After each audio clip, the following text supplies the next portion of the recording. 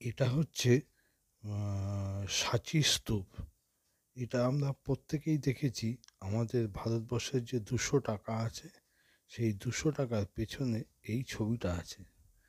এটা তৈরি করেছিলেন মৌর্য সম্রাট অশোক। এটা একটা বৌদ্ধ স্তূপ। এটা আবিষ্কার হয়েছিল 1818 সালে। এটা আবিষ্কার করেছিলেন এক ব্রিটিশ ভদ্রলোক, জেনারেল টেলর বলে। উনি এখানে একটা মিউজিয়ামও করেছিলেন। এটা এখন ইউনেস্কো ওয়ার্ল্ড হেরিটেজ থেকেও এটাকে স্বীকৃতি দিয়েছে। এটা এখান মানে এখানে যেতে গেলে আপনাকে ভোপাল থেকে প্লেনে গেলে ভোপালে নেমে ওখান থেকে আসতে হবে। ওখান থেকে ওই 49 দূরত্ব। আর হাওড়া থেকে যে ট্রেন আছে, সোমবার করে ছাড়ে, ভোপাল এক্সপ্রেস, ওটায় গেলে আপনাকে ওই বিদিশা বলে একটি স্টেশনে নামতে হবে। মানে সাঁচি একটি স্টেশন আছে, কিন্তু ওটা থামে না। ওই বিদিশা স্টেশন থেকে 10 কিলোমিটার। আর না হলে ভোপালে নেমে ওখান থেকে ব্যাক করে আপনাকে সাঁচিতে আসতে হবে। তবে এখানে থাকার খুব একটা ভালো ব্যবস্থা নেই। একমাত্র ওই এমপি ট্যুরিজমের একটা আছে। এছাড়া কতগুলো সাধারণ মানের হোটেল আছে। আর এই মানে ঐতিহাসিক দিক থেকে এটা খুব দেখার মতো জিনিস। দেখতে পাচ্ছেন তো এই যে বুদ্ধ মূর্তিগুলো, যদি এটা খুঁড়ে বার করতে হয়েছিল বলে এই বিগ্রহগুলো অনেকটাই ড্যামেজ হয়েছে। আমি বিভিন্ন সাইড থেকে দেখানোর চেষ্টা করছি। এই স্তূপের চারপাশে 4টে গেট আছে। সামনের গেটটা তো দেখলেন, হ্যাঁ? আর এই সামনের গেটটা ছাড়িয়ে এই পেছনের গেটটাতে গেলেই এখানেই ওই আমাদের অশোক স্তম্ভ দেখা যায়। তবে এটা হচ্ছে একটা বোল, পাথরের মধ্যে করে রেখে, বড় আর কি পাথর করে তৈরি করেছে। আর এই চারপাশে বিভিন্ন মানে অনেকগুলো মনেস্ট্রি আছে, যেগুলো মানে পুরোটা বার করতে পারেনি, সবই প্রায় ভগ্নাবশেষের মতনই হয়ে রয়েছে। এটা বোধহয় এখন একটা রিজার্ভার টাইপের।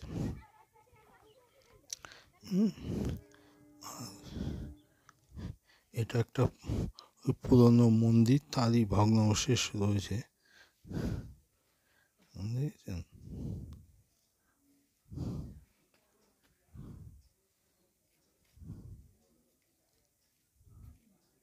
যে আমি মানে যতটা এখনো অবশিষ্ট আছে সেটাই আমি দেখাতে চেষ্টা করছি।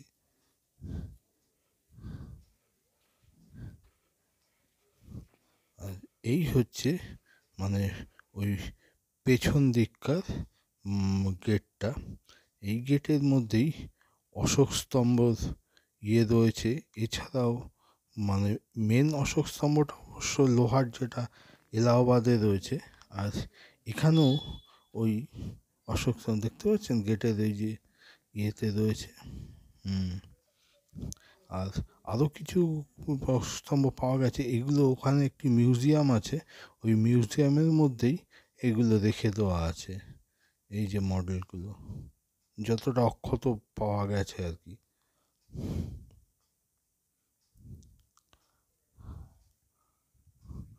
এগুলোই চারপাশে স্তূপ।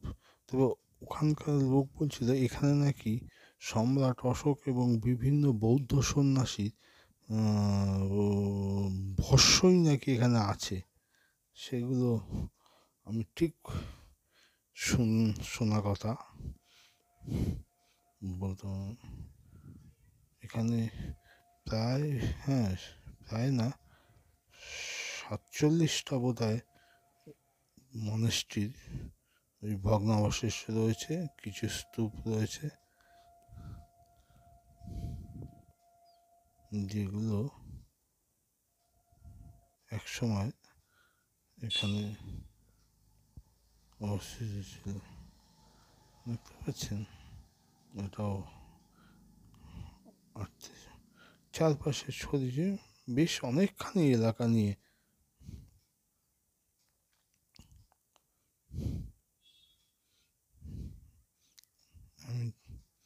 তবে সেদিনকে প্রচণ্ড কুয়াশা ছিল, যার জন্য আমি ভালো আর কি ছবি পাইনি। তবে যতটা সম্ভব দেখানো যায় আমি সেটা আপনাদের দেখানোর চেষ্টা করছি।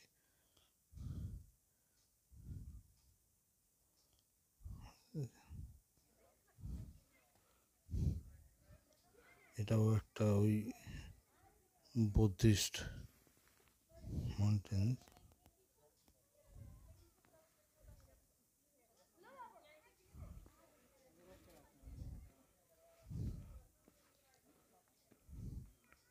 বহু প্রাচীন এটা।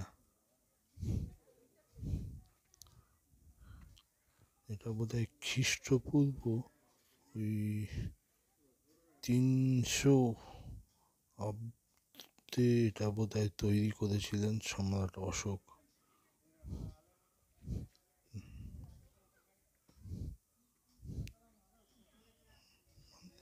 ওই যতটা অবশিষ্ট আছে আর কি, সেটাকেই বিভিন্নভাবে আর কি দেখানোর চেষ্টা করছি।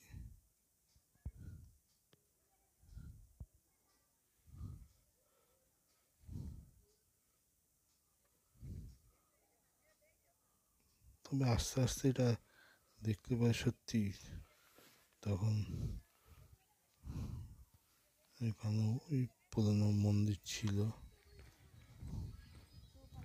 দেখতে পাচ্ছেন তো।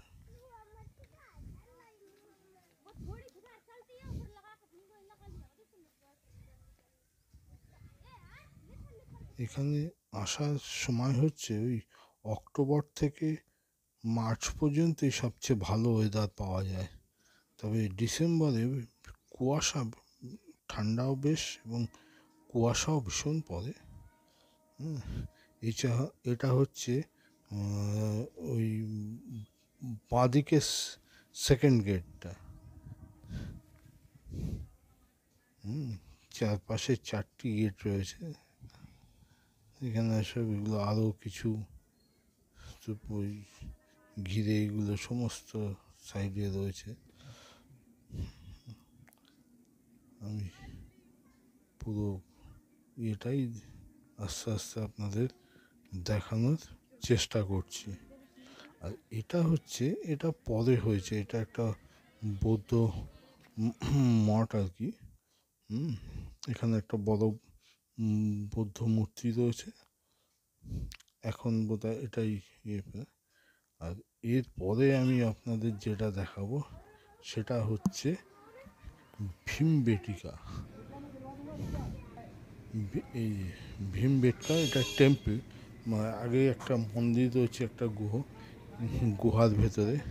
আর এরপরেই যে গুহাগুলো দেখাবো এইখানেই, সেই প্রস্তর যুগের মানুষের কিছু আঁকা ছবি এখনও অবশিষ্ট রয়েছে, যেগুলো মানে আদিম মানুষ আর কি এঁকেছিল। এটা মানে এই গুহাগুলো, এটাও ইউনেস্কো হেরিটেজ মানে পেয়েছে। এটা আবিষ্কার হয়েছিল 1958 সালে। আমাদের মানে একজন ভারতবাসী বিষ্ণুদেব কি সম্ভবত এরকম ধরনের নাম, আমার ঠিক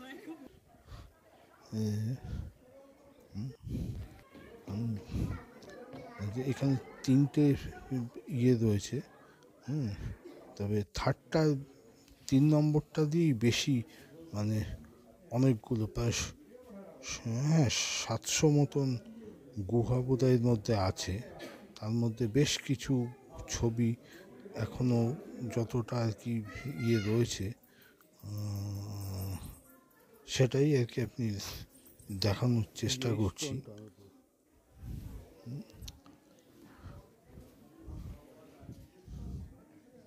দেখুন, ভালো করে একটু খালি চোখেই দেখা যায় বেশ ছবিগুলো।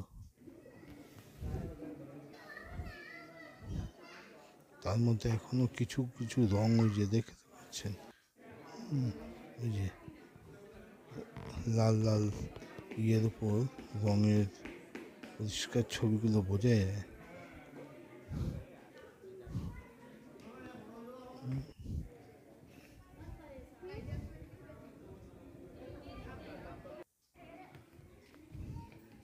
প্রচুর রয়েছে।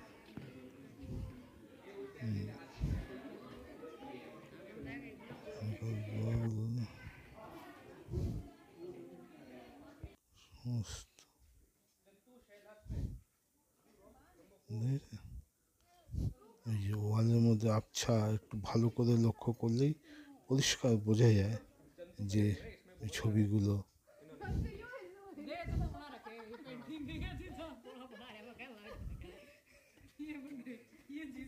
এখনো দেখা যায়,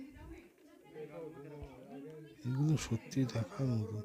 এখানেও আসতে গেলে আপনাকে ওই ভোপাল থেকে আসতে গেলে প্রায় 58 কিলোমিটার।